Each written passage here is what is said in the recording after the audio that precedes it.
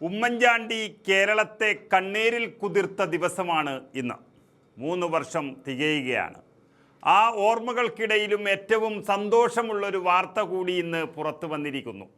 അതായത് ഇനി കൃത്യം 1 മാസം തികയുന്ന ദിവസം ആഗസ്റ്റ് 18-ാം തീയതി വിഴിഞ്ഞത്ത് ഉമ്മൻചാണ്ടിയുടെ മുഴുവൻ സ്വപ്നങ്ങളും പൂവണിയുകയാണ്.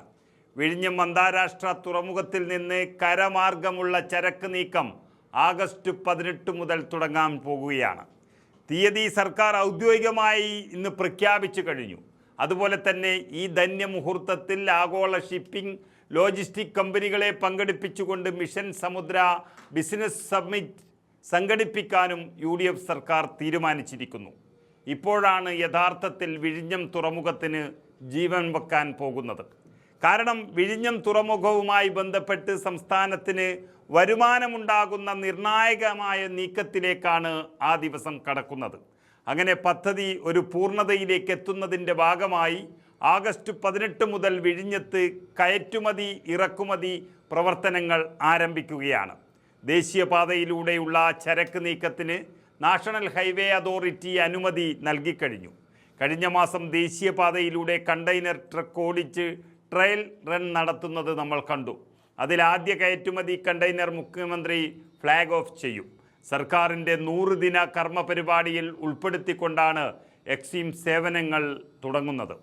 വാണിജ്യ പ്രവർത്തനം ആരംഭിച്ച് 18 മാസത്തിനുള്ളിൽ തന്നെ 20 ലക്ഷം TEU കണ്ടെയ്നർ കൈകാര്യം ചെയ്യാൻ വിഴിഞ്ഞത്തിനായി എന്നുള്ളതാണ് ഏറ്റവും വലിയ പ്രത്യേകത.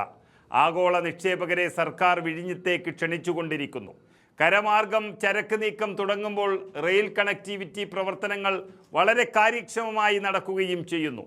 അതേസമയം അദാനിയുടെ ഓഹരി കൈമാറ്റ അപേക്ഷയിൽ വലിയ വിവാദമുണ്ടായെങ്കിലും സർക്കാർ ഇതുവരെ അതിൽ തീരുമാനമെടുത്തിട്ടില്ല എന്നതും ശ്രദ്ധേയമാണ്. ഏതായാലും ഉമ്മൻചാണ്ടിയുടെ സ്വപ്ന പദ്ധതിയിൽ പുതിയ UDF മുഖ്യമന്ത്രിയായ VD സതീശനും വ്യക്തമായ ചില തീരുമാനങ്ങളുണ്ട്. അതുകൊണ്ട് തന്നെയാണ് മിഷൻ സമുദ്ര ആദ്യം തന്നെ കേരളം കീഴടക്കിയത്. VD സതീശൻ അധികാരത്തിലേറി കൃത്യം 3 മാസം തികയുന്ന ദിവസം ഉമ്മൻചാണ്ടി ഈ ലോകത്തോട് വിട പറഞ്ഞ് 3 വർഷവും 1 മാസവും കഴിയുന്ന ദിവസം വിഴിഞ്ഞം പദ്ധതി പൂർണ്ണമാകുകയാണ്.